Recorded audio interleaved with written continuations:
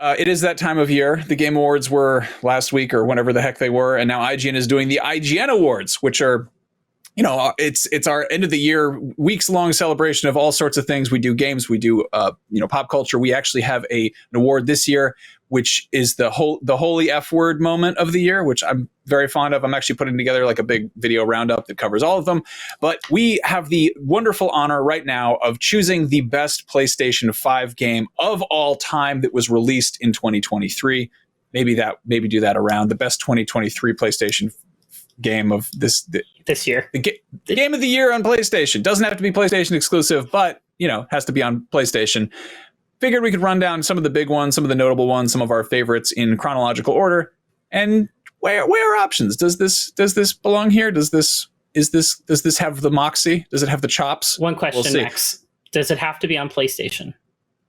Yeah, it has to be on PlayStation. It has to be on PlayStation? Yeah, it has to be on PlayStation. Okay, good. What were you going to suggest? You're going to put Zelda in here? No. Get us yelled at? I was just making. I don't care. Pikmin 4 is the PlayStation Game of the Year. Yeah. Because those cowards over at NVC. This is something, I don't even have a dog in this fight. I mean, like Captain Olimar does. You get that little dog, you make go fight things. Ochi. What have you. Yeah.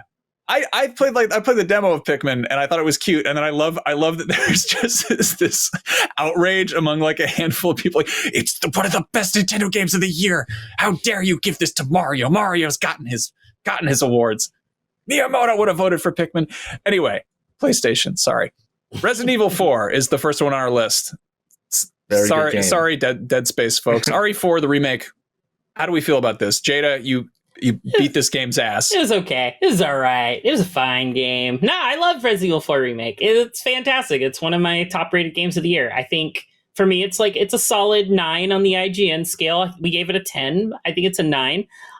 Just because, I don't know. It's just where it hit me. But, like, so many great things with it. And I haven't got a chance to mess with it yet, but the VR mode just dropped. So, I don't know. Maybe that'll bump it up to a 10 for me. I got to go in and mess around with that and go knife a bunch of people. Like, actually physically knife people now.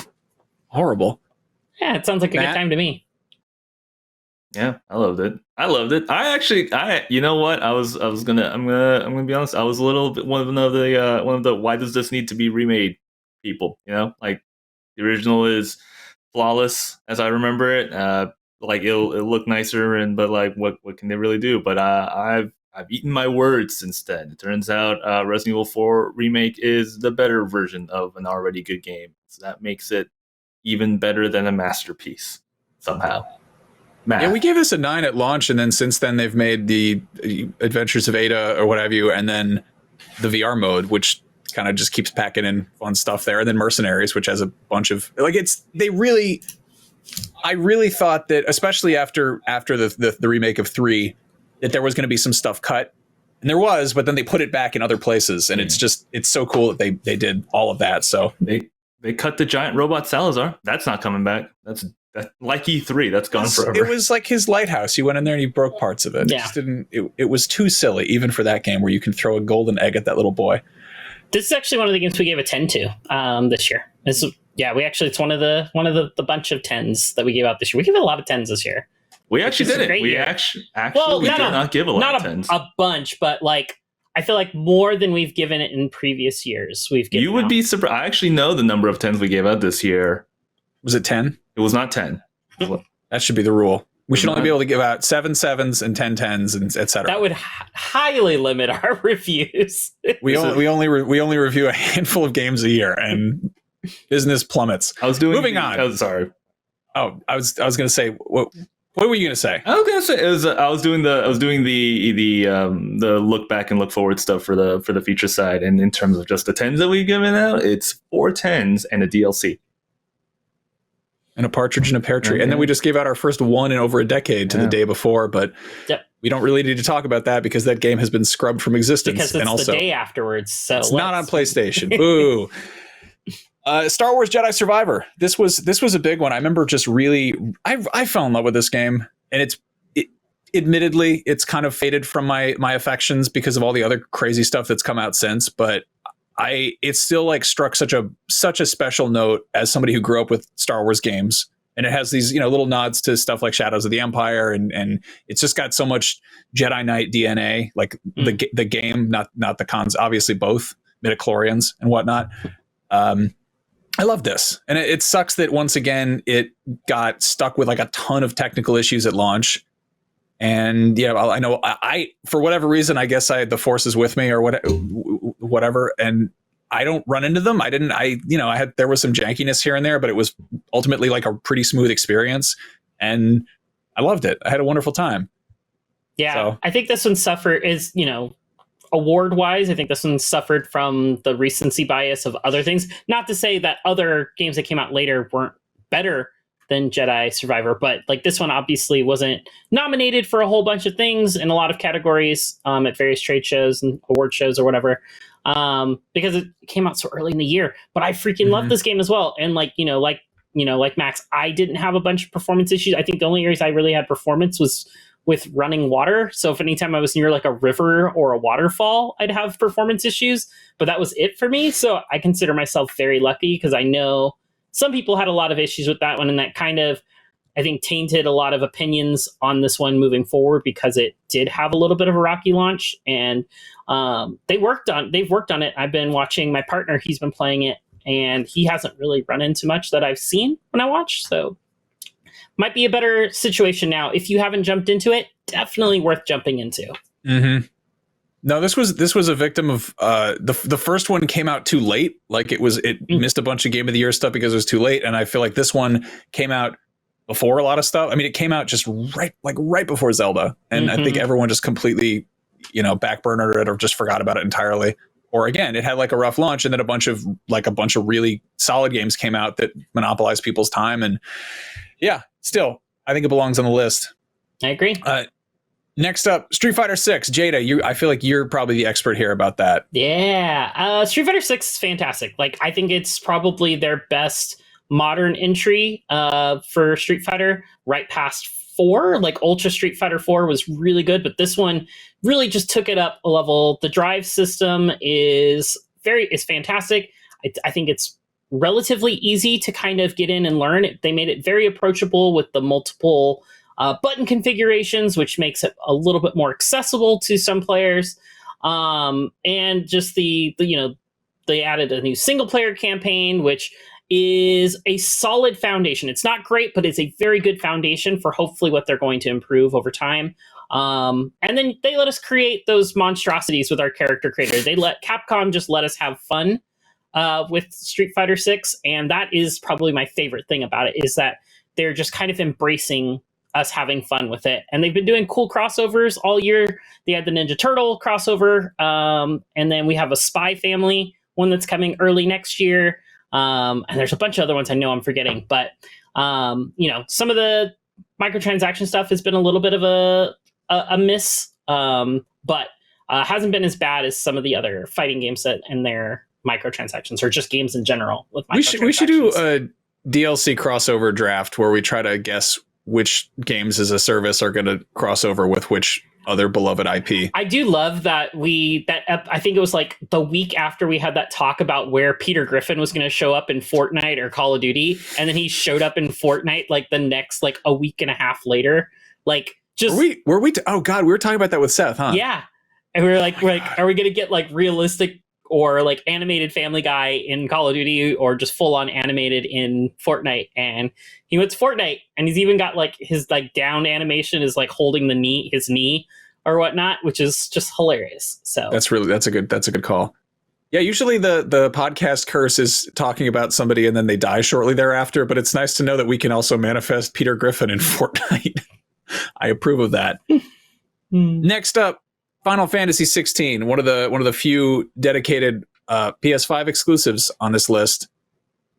Jada, this was a Jada game, wasn't it? This year was a year for Jada. It's just like, I don't think there was hardly any like games that I didn't want to play this year. Matt, didn't you play Final Fantasy XVI as well?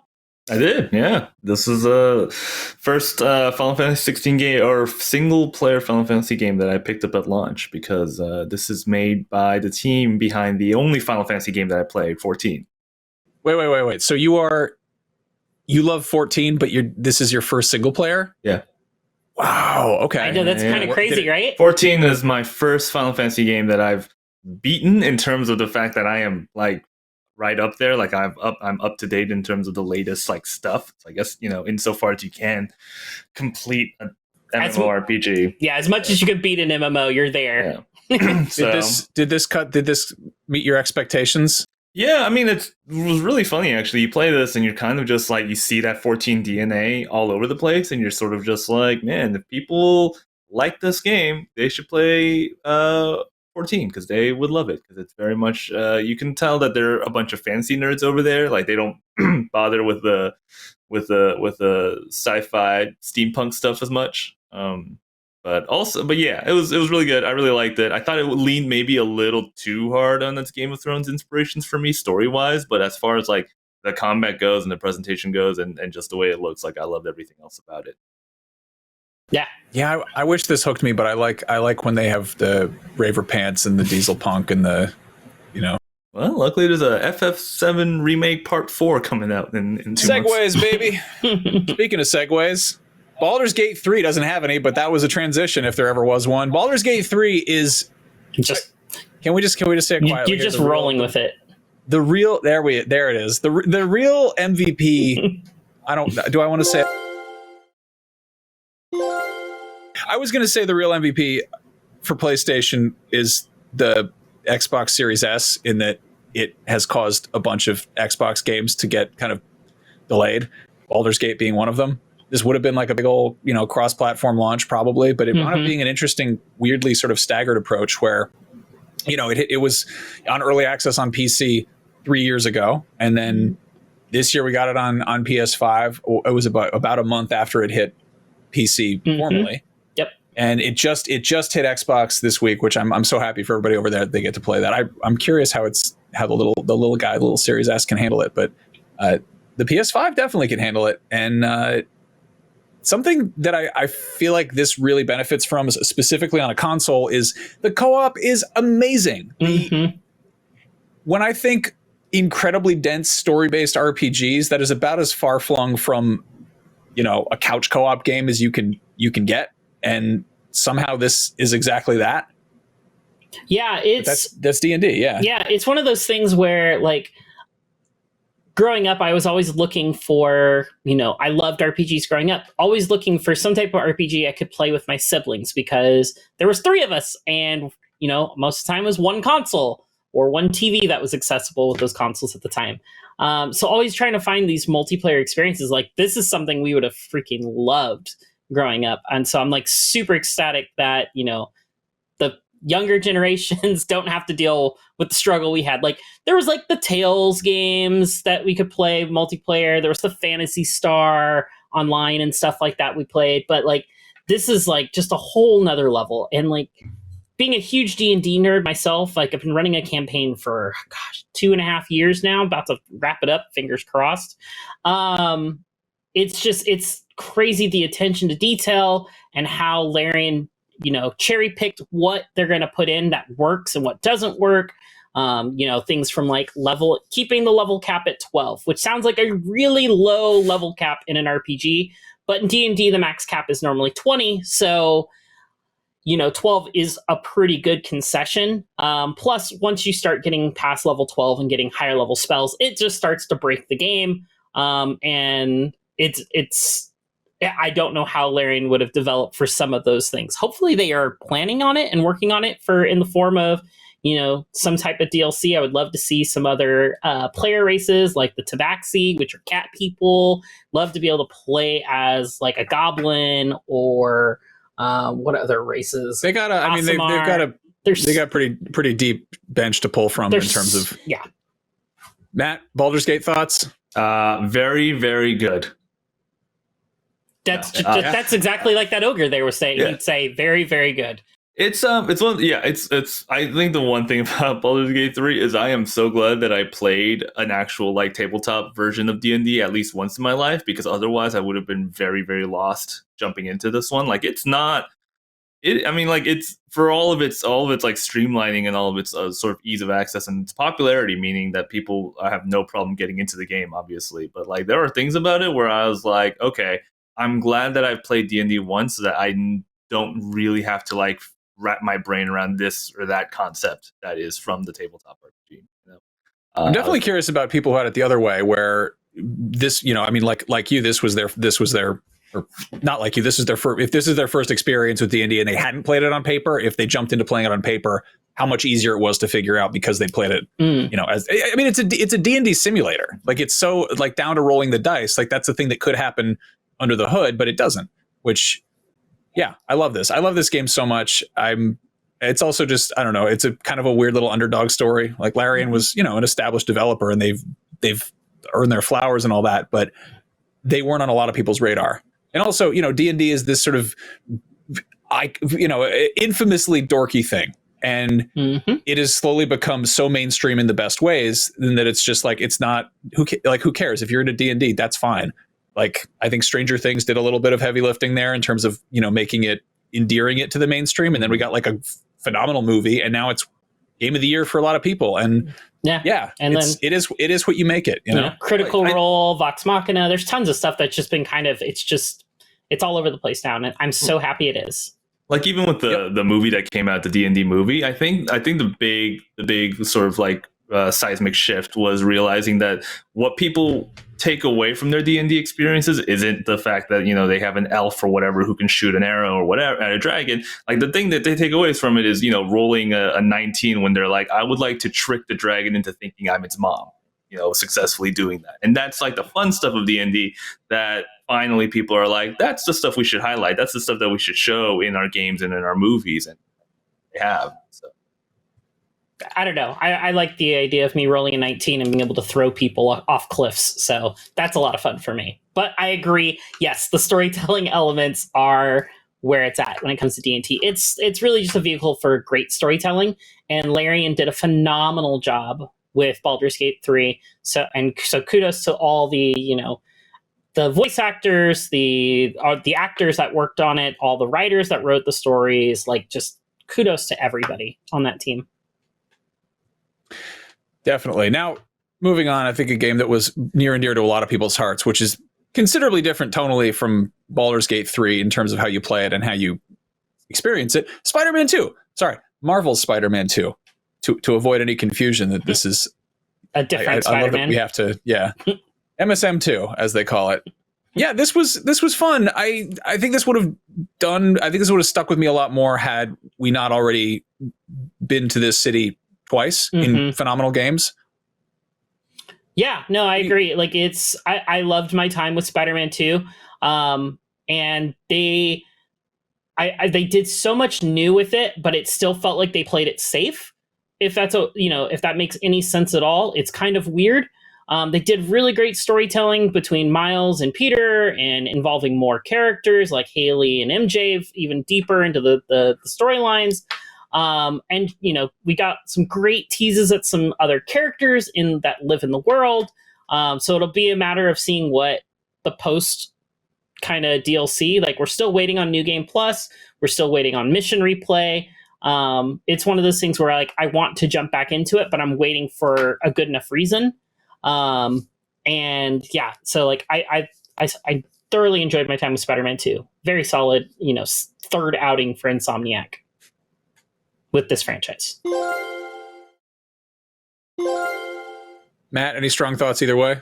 Yeah, I mean, I think you nailed it. I think it's one of those things where it feels a little too safe for a sequel. Even though I feel like Insomniac's like greatest, you know, coup with the Spider-Man properties has been like its little like reimaginings of the story and the characters, which I really like and I continue to like.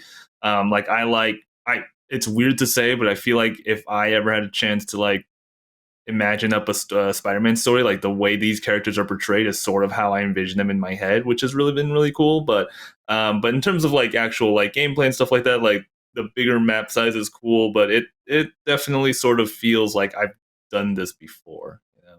Yeah, and like I don't think they played it safe with the storyline. I think that's the one area they didn't play it safe. I think everything outside of the narrative is where they kind of played it safe. Whether it was the traversal, even though I mean, the web wings is awesome, super just amazing. I love it. I just, like you said, Matt, I felt like I've been here before, I've done this before, and I think that really is what kind of tripped Spider-Man up, if he could trip. Yeah, we've kind of become accustomed to first party Sony games being such a big like milestone event, but there's a certain point with superhero stuff where it starts taking the shape of comic books, where it's more serialized, it's more episodic. And I imagine that Sony would probably like it if they could put out a Spider-Man game every 2 years, and it's theoretically possible. It would definitely get pretty samey exploring that city, but if you're telling new stories that are worth the trouble, that could be cool. I also, again, the amount of polish, and I'm guessing the size of Insomniac's team, that's probably not exactly feasible. But this is definitely the first part where I was like, oh, this is more of the same. That's not necessarily bad, but it is also, when you're looking at, game of the year material, it didn't have quite a superhero landing, if you know what I mean. Yeah, it didn't have that X factor that something like a Baldur's Gate or, Resident Evil 4 Remake or even Final Fantasy XVI kind of had with the massive scale of their boss fights. And yes, Spider-Man 2 did have some massive scale, but it felt like it was bookends versus Final Fantasy 16 was that was the main course of your meal every chapter. Yeah. And I'm just mixing metaphors because that's what I do on this show when we're doing unscripted for 90 minutes or however long. Now, I don't know. Moving on, the last one on our list, we picked a handful. We obviously huge year for games. There are omissions to be sure. Alan Wake 2. We couldn't skip this one.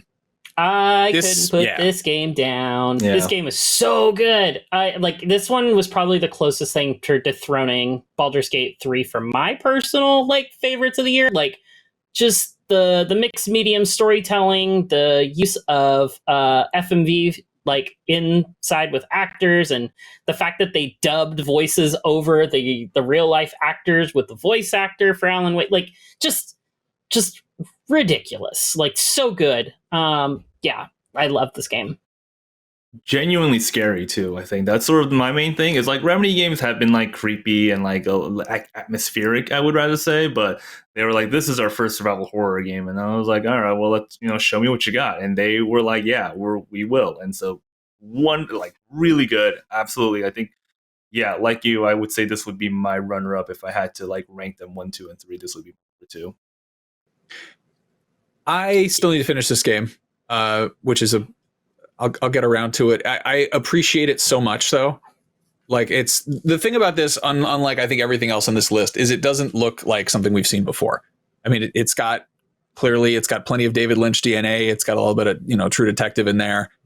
It's got Max Payne basically, but it's ultimately something new. And there's a 2 in the title, but Remedy isn't afraid to get a little bit artsy fartsy and really kind of shake things up and make something that is visually distinct and stylistically unique, which is something we don't get enough of in AAA games. And I mean, I love Baldur's Gate 3, but it's rooted on a 50-year-old IP. Yeah. Which is rooted in just fantasy, mythology, everything, a lot of stuff. Spider-Man 2, been around for 70 years. Final Fantasy 16, they've made a few of those. That's not even the 16th one. There's way more than that. Street Fighter 6. It's a lot of these are just really good interpretations of something we've kind of seen before. Alan Wake is trying something new. Even Remedy being we've never made a survival horror. Let's give it a shot. And it's, it almost feels like a bit of a unfair to be kick this list off with RE4, which already had it had its homework done for it to a certain degree. It had its notes written on its palm during the final exam. There was still some work to do, but this was from the ground up a new thing, which I genuinely applaud. And I mean, this sequel, to your point, Max, this is 2 after 13 years since the first one. And that 13 years is incorporated to the storyline. They literally use that as a part of a plot point. It's so crazy, just how ingenious they are with their narrative at Remedy. And I am more interested in the Remedy-verse than any other universe of games or media right now, because between Quantum Break, Control, Alan Wake, and Max Payne and all these different characters that are in the same universe and like constantly like tangentially collide. Like it's fantastic writing, and like I'm sad that I hope I don't have to wait another 13 years for Alan Wake 3 is the point I'm trying to get across, because that would be a travesty. So hopefully, well, if you do, it'll probably be worth the wait. It If this game is any indication. So yeah, that is our roundup of the big old games that we wanted to sort of nominate. Jada, do you want to do the honors? I'm tapping on my mic. Drum roll. Producers probably hate that. Yeah, our winner is going to be Baldur's Gate 3. That is hands down just a transformative experience. It like took the industry by storm. It was a zeitgeist from the moment we first saw the marketing of the bear sex to players playing and kicking a squirrel and obliterating it into little chunks of blood. Rolling nat 20s and rolling nat 1s both feel genuinely entertaining, as they should in a D&D game, because it's not just about pass fail, it's about what happens when you pass or fail. And Baldur's Gate 3 just does a fantastic job of making you care not only about your characters, your party members. I've never seen so many thirst posts about the characters in a game, about NPCs in a game or playable characters in a game, as we have with Baldur's Gate 3. And I'm looking forward to starting probably my 6th or 7th run in the next month, because I'm an addict and I need help. I love this game dearly. I have a hot take. I mean, Sorry, Matt, go ahead. Oh, sorry. Is Baldur's Gate 3 the most award-winningest comedy game of all time? Because it is very funny, and I feel like that's the thing that stuck out to me the most. Like, it's a very, it's a high fantasy game. If you want to go in there, sword and sorcery, you absolutely can. It is absolutely like funny and hilarious in all the right ways. Counterpoint: is it the most award-winningest dating sim of all time? Because it's also basically that. It's so many things. It's all of them. It's all of them at once. It could be whatever you want it to be. And that's why it's our PlayStation 5 pick for Game of the Year from Beyond. Yeah, from Beyond. Listen, Baldur's Gate 3, it's not just about f***ing around. It's about f***ing around and finding out. And that's, I don't know. I love this game.